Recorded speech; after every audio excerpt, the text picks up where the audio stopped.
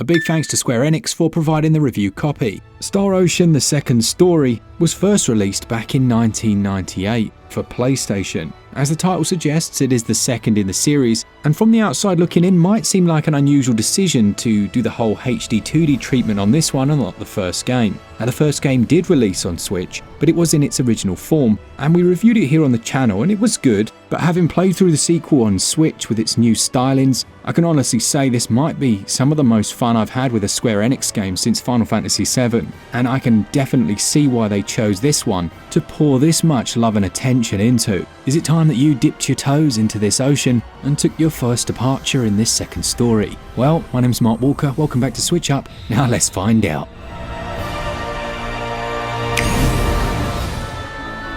The journey centres around two main protagonists. On the one hand, you can play as Claude C. Kenny, and you can actually rename him as well, but don't do it because at every other time in the game, every character will still refer to him as Claude, and you'll feel like a bit of a lemon when your name pops up on the screen. Are you nervous, Claude? Are you really ready for this? Claude is part of what's known as the Federation. To boldly go... No, this is a completely different Federation with exactly the same mission, but he finds himself on a strange planet known as Milakenia alongside his father, the famous Admiral Ronix. Claude, you're a ranking officer now. Use this to protect everyone if something happens. Basically, something happens and he ends up in a different time and place entirely, and that is exactly where the story begins, and he bumps into Reyna. Now, Reyna is the other protagonist that you can actually play as in this adventure. She's a young girl from the village of Alia on a planet known as Expel. For whatever reason, she happens to be in the forest when Claude shows up, and depending on who you're playing as, well, that's the beginning of the game. The storyline is excellent. It's so refreshing to have these sci-fi themes in what for many has become quite a tired genre, and this still holds up brilliantly. Depending on which character you choose, you'll also experience slightly different story beats. Although the main arc will remain the same, you might have different party members join you, and certainly it will affect the game's endings, of which, wait for it, there are 87 different endings. Now, don't be overawed by that. There's no point at which you feel like that's something that you have to consider. You just go about making your decisions, choosing who joins your party, and undertaking as many private actions as you want. Now, the private actions are the second part of the storyline. They essentially allow for you to separate from your group and interact with your other party members. They're like mini quests and are designed to improve the relationship between your team. During these, you'll often have choices to make as well, and it's a system that just makes so much sense. When you switch over to PA mode, all the other objectives are gone and all you concentrate on are those private actions. You can even switch to a map and it will show you the private actions for the different towns and cities you've visited. It's nice because it gives focus to a part of the game that's usually a tertiary or afterthought, but also for those people who aren't interested in that, you can simply completely ignore it because as far as you're concerned, it doesn't exist until you switch over. There are various rewards that this brings, unique items, and some very cool backstory into some of the side characters. On the surface of it, gameplay seems quite straightforward. It's an action RPG with combat instances. As you move around, monsters are always shown with these same symbols. To keep it simple, the colour that they have will reflect the difficulty of the fight, with the direction you attack from or are attacked from affecting how the battle goes. Catch them by surprise and you're going to get a period where they're dazed, or vice versa. You can take up to 4 party members into combat, but there are also other support characters that can be unlocked from previous Star Ocean games, and they can be called into battle to do one-time powerful moves. Aside from your main attack, which involves spamming a simple button push, you have 2 special abilities. Those can be assigned before you go into battle and you can also level those up. Later in the game, you can actually double that up to allow you to do double the moves, and when enemies flash, there's a moment there where you can press B to parry them. You can dish out some orders to your team and you can also control manually each and every one of them, or tell them when to do certain spells if you're in a pinch and need some healing. For the first 4 or so hours, the game's very easy as far as combat, but it does ramp up, forcing you to start to consider to use that parry move when the enemy flashes red to allow you to evade and do more damage, and to plan out attacks that are going to break the enemy's shield down, causing them in turn to break and become stunned. There's a little more to the combat than that as you progress, but it remains quite consistent. You might be using things like scouting, which is an ability to either mitigate the amount of enemies you see, or to increase them if you actually want to grind for levels, and that can actually be really useful. But the basic premise does remain consistent throughout. Combat's snappy, it's very fast to level up, and it never felt like a grind to me. While the idea of having a parry mechanic is a nice one on paper, when you get to some of the more powerful moves, it kinda goes out the window. There's so many fireworks going off, even seeing the red window of opportunity, well, you take a look for yourself.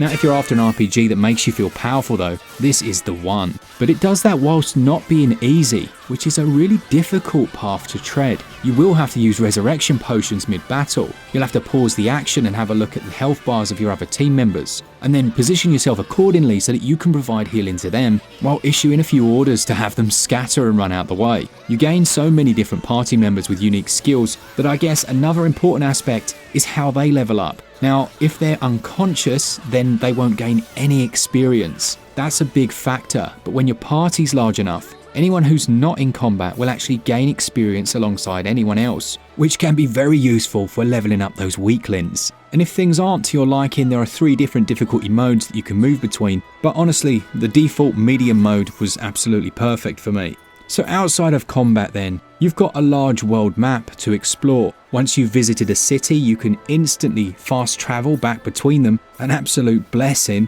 and it's just an enjoyable place to explore. You might move around the cities looking for new items and gear at the shops. By the way, once you've got an item that's better than the one you've got, an option pops up allowing you to auto-equip it, rather than you having to fumble around in menus. And there's a vast skill system that sits behind your character's levels. So as they level up through combat, you gain 2 different currencies, what's known as BP and SP. BP, or battle points, are earned by killing those monsters, and they have their own category of upgrades that you can put those points into, or improve your special moves. Now the SP are the skill points, and this is where things get really interesting. You'll earn those just like you do the BP points through combat and completing different quest lines, and you'll dive down the rabbit hole of Star Ocean's skill system. These skills range from fishing, which even on its own goes a little deeper than most RPGs, allowing you to bait the hooks with different ingredients. There's cooking in here, but you can also become a musician and buy instruments, and then compose pieces of music. Or how about writing novels, the more difficult of which you can then use to boost your different characters' relationships and stats. If those don't tickle your fancy, grab yourself a pigeon, learn how to tame animals and send them off on errands to go and fetch you items from shops so you don't have to go all the way back there.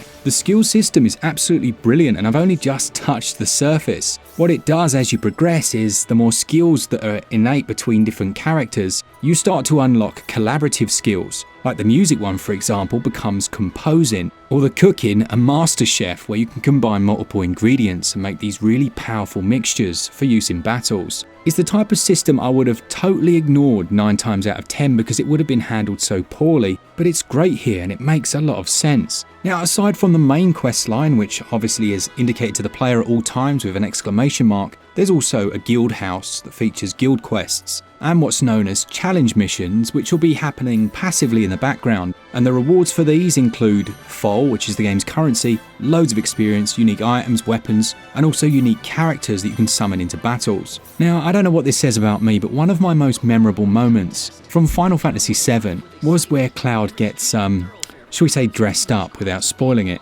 And I find that often those quirkier moments are forgotten from RPGs. They tend to hit you with the main story beats, the big ominous moments, and then the sad tragic events, but they forget that light-hearted element that can be so intrinsic to the experience. Star Ocean has those all the time. I found myself laughing quite a lot, which is unusual for me in a game like this, but absolutely reflective of the quality of experience. You could certainly level some minor flaws at the game. Maybe the monsters all looking exactly the same on the overworld map doesn't appeal to you. I think it's there intentionally to add an element of randomness to who you're fighting. And the combat does become a button mash fest by the end of the game as you get so powerful you don't need to think about strategy. But the story at the heart of it and the amount of replayability here is very impressive. For me, I give story and gameplay 19 out of 20. While I haven't spoken a great deal about controls, that's generally because they're absolutely fine. There isn't a sprint button, but you run around at a fair old clip. You can fast travel whenever you want by pressing up on the D-pad, and the combat, as I said, is quick and responsive.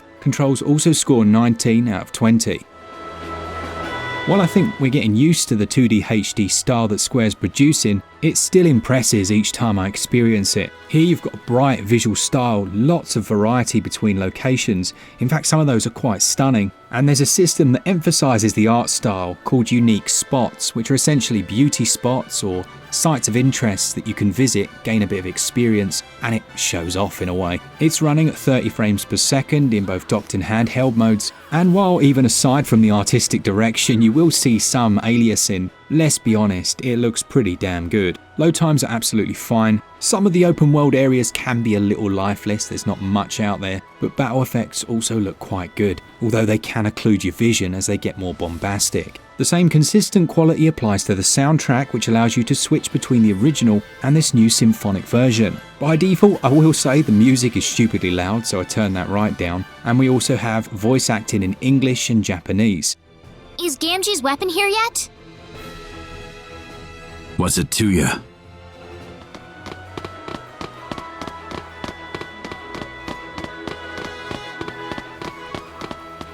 There's HD rumble here, which is actually used to good effect, and you can tweak the level of screen shake if that's something that gets on your nerves. And certainly in that combat, some of the shouts of the characters can get a tiny bit repetitive as you find those overly powerful moves. I give the visuals and performance then 19 out of 20. Sound and audio scores 17 out of 20. This one's going to set you back £44.99 or your regional equivalent, and if you're downloading it, you're looking at 11.9 gigs. Interestingly, it's already sold out in a few physical retailers. And look, there's no two ways about it, it's absolutely great. You can expect to spend around 40 hours on your first playthrough at least, and I couldn't even speculate as for completionist runs, at least 100 plus. It feels like Square put a lot of love and attention into this, and it's well worth playing. I give value 19 out of 20.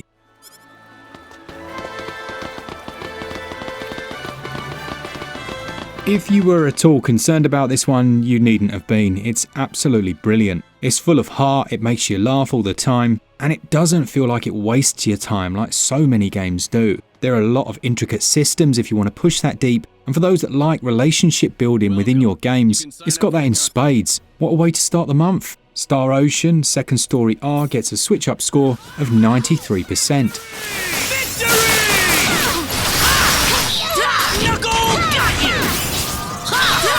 Thanks to Square Enix for providing the review copy. This is an absolutely cracking game. Let me know in the comments if it's one you're interested in, and as always, just a big thanks to our Patreons and members and all of you guys for all things Switch all the time. Keep it Switch up. Cheers guys. See ya!